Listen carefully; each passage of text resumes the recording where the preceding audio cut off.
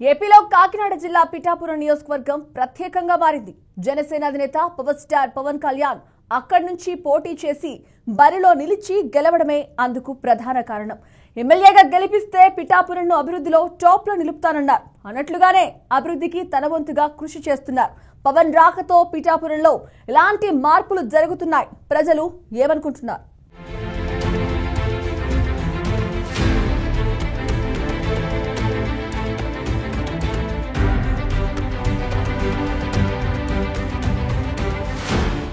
ఆంధ్రప్రదేశ్ రాష్ట్రంలోనే కాకుండా దేశంలోనే విశిష్ట స్థానం ఉన్న నియోజకవర్గంగా పిఠాపురం నిలిచింది. దీనికి కారణం జనసేన అధినేత పవన్ కళ్యాణ్ ఇక్కడి నుంచి పోటీ చేయడం ఒక ఎత్తైతే భారీ మెజారిటీతో గెలవడం మరో విశేషంగా మారింది. ఎన్నికల సమయంలో పవన్ కళ్యాణ్ ఓడిపోతారని కాపు ఉద్యమ నేత ముద్రగడ పద్మనాభం సవాల్ విసిరారు.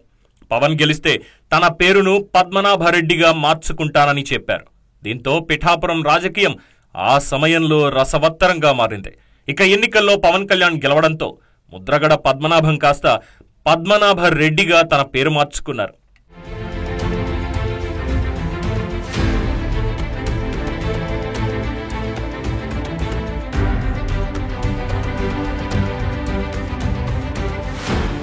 పిఠాపురం నుంచి పవన్ కళ్యాణ్ పోటీ చేస్తున్నానని ప్రకటించే వరకు ఈ సీటుపై తెలుగుదేశం ఇన్ఛార్జి మాజీ ఎమ్మెల్యే ఎస్వీఎస్ఎన్ వర్మ తనదే పిఠాపురం కోట అన్నారు. తాను ఖచ్చితంగా గెలిచి తీరుతానని చెప్పుకున్నారు కూడా. అనూహ్యంగా పవన్ కళ్యాణ్ పేరు తెరపైకి వచ్చింది. దీంతో వర్మ అనుచరులు నానా హంగామా చేశారు. పార్టీ కార్యాలయం వద్ద విధ్వంసం సృష్టించారు. పవన్ కళ్యాణ్ పేరు ప్రకటించిన తర్వాత ఆయనను అక్కడి నుంచి తప్పించే అవకాశం చంద్రబాబుకు లేకపోవడంతో వర్మను పిలిచి బుజ్జగించారు.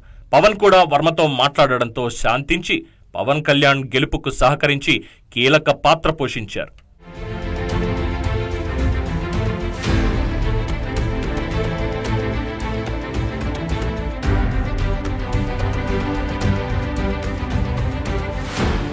అయితే పవన్ కళ్యాణ్ గెలిచిన తర్వాత 4 సార్లు మాత్రమే పిఠాపురం వచ్చారు.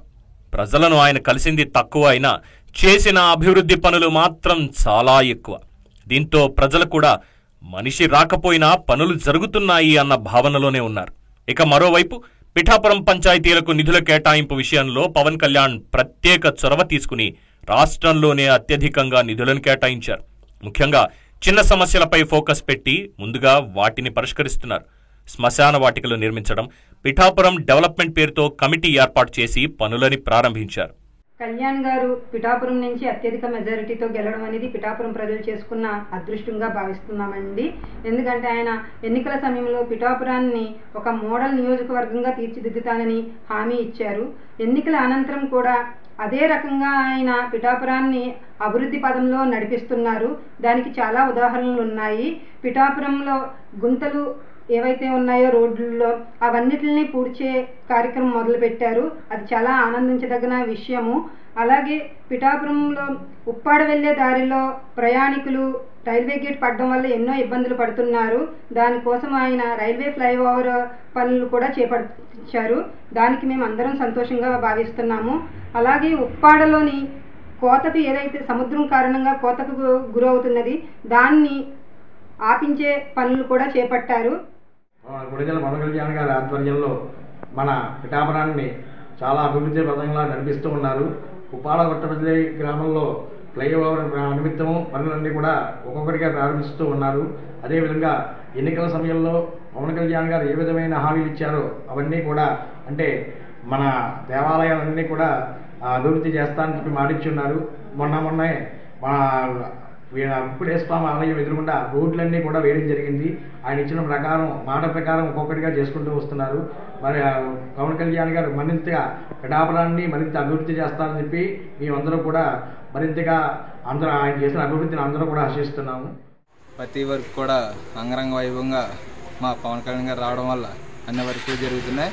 ఈరోజు పిఠాపురం హాస్పిటల్కి వెళ్తే ఏమీ లేని స్థితిలో ఉండగా దాన్ని 100 పడకల హాస్పిటల్గా మార్చి ఒక చరిత్ర తిరగరాశారు మా పిఠాపురానికి.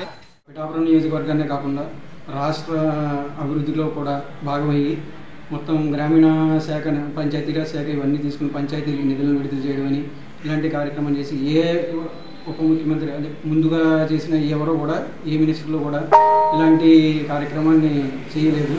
ఆయన తీసుకున్న శాఖకి 100కి 100% చేస్తున్నాడు, అంటే అభివృద్ధి చేస్తున్నాడని చెప్పడానికి గర్వంగా ఫీల్ అవుతున్నాం మేము. ఎందుకంటే ఆయన కష్టపడి నెగ్గించాం కాబట్టి అందరిలోనూ కూడా ఈయనకి అనుభవం లేదు, ఈయన ఏం చేయగలరా లేదా అన్న సందేహం ఉన్న వాళ్ళందరూ కూడా ఈరోజు ముక్కును వేలేసుకుని అబ్బా ఎంత అభివృద్ధి పదంలో నడిపిస్తున్నారా పవన్ కళ్యాణ్ గారు అని. ఇలా చేస్తే కనుక ఇప్పుడే కాకుండా నెక్స్ట్ కూడా అంటే రాబోయే తరంలో కూడా ఎలక్షన్ జరిగినప్పుడు ఈయన ముందు స్థానంలో ఉంటాడని చెప్పి కూడా మేము ఆశిస్తాం.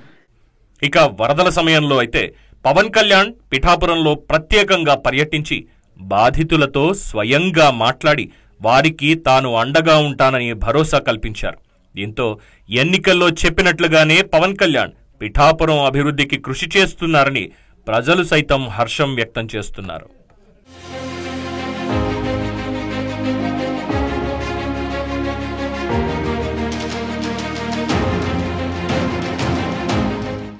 ఎన్నికలు రావడం, కూటమిగా జతకట్టడం, టికెట్ల కేటాయింపులు, బుజ్జగింపులు, ఇలా ఎన్నికలు జరిగాయి, ఫలితాలు వచ్చాయి.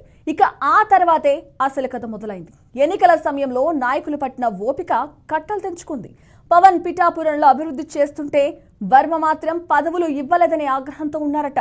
ఎన్నికల ముందు పవన్తో నడిచిన వర్మ ఎన్నికల తర్వాత ఎందుకు దూరంగా ఉంటున్నారు?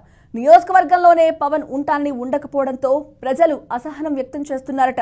ఇంతకీ పిఠాపురంలో ఏం జరుగుతోంది? Have a look.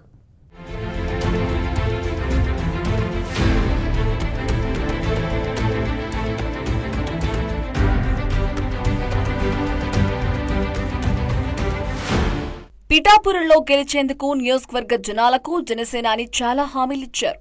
గెలిచాక నిత్యం ప్రజల మధ్యే ఉంటానని చెప్పారు. కూటమి ప్రభుత్వం తరపున అన్ని విధాల అభివృద్ధికి సహకరిస్తానని హామీ ఇచ్చారు. అందుకు టీడీపీ పిఠాపురం ఇన్ఛార్జి వర్మ కూడా మద్దతు తెలిపారు. పవన్ కళ్యాణ్ ఆధ్వర్యంలో నియోజకవర్గాన్ని అభివృద్ధి చేసుకుందామని ప్రజలకు, పార్టీ కార్యకర్తలకు పిలుపునిచ్చారు.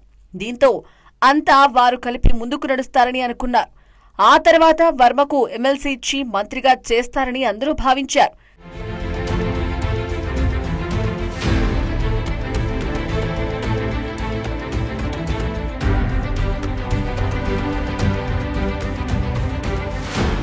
కానీ అలా ఎన్నికలు ముగిశాయి.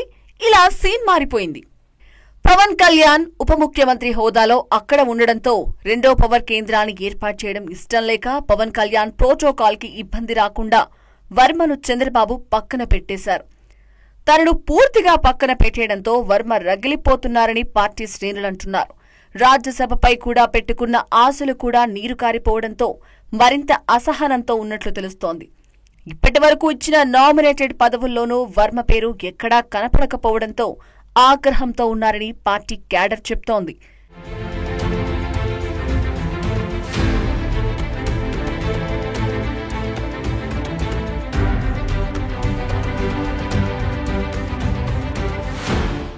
ఇక వర్మకు సముచిత స్థానం కల్పించకపోవడంతో పిఠాపురంలో కూటమిలో చీలికలు వచ్చి టీడీపీ, జనసేన మధ్య వర్గపోరు నడుస్తోంది. జనసేన కార్యకర్తలకు, టీడీపీ కార్యకర్తలకు మధ్య పొసకడం లేదని స్థానిక ప్రజలే చర్చించుకుంటున్నారు. ఈ వర్గపోరొకెత్తైతే జనసేనలో ముందు నుంచి ఉండి పార్టీ ఎదుగుదలకు కృషి చేసిన కార్యకర్తలను పవన్ కళ్యాణ్ పట్టించుకోవడం లేదని పార్టీ శ్రేణులు వాపోతున్నారంట. మరోవైపు నియోజకవర్గంలోని ప్రజలకు ఎప్పుడూ అందుబాటులోనే ఉంటానని చెప్పిన పవన్ ఇప్పుడు అందుబాటులో ఉండకపోవడంతో అటు ప్రజలు, ఇటు పార్టీ శ్రేణులు కూడా అసహనం వ్యక్తం చేస్తున్నట్టు తెలుస్తోంది. మత్స్యకారులైతే తాము పవన్ పై ఎన్నో ఆశలు పెట్టుకున్నామని, తమను కలిసేందుకు కూడా అంగీకరించడం లేదంటూ గత నెలలో ఆయన పిఠాపురం పర్యటనలో నిరసన వ్యక్తం చేశారు.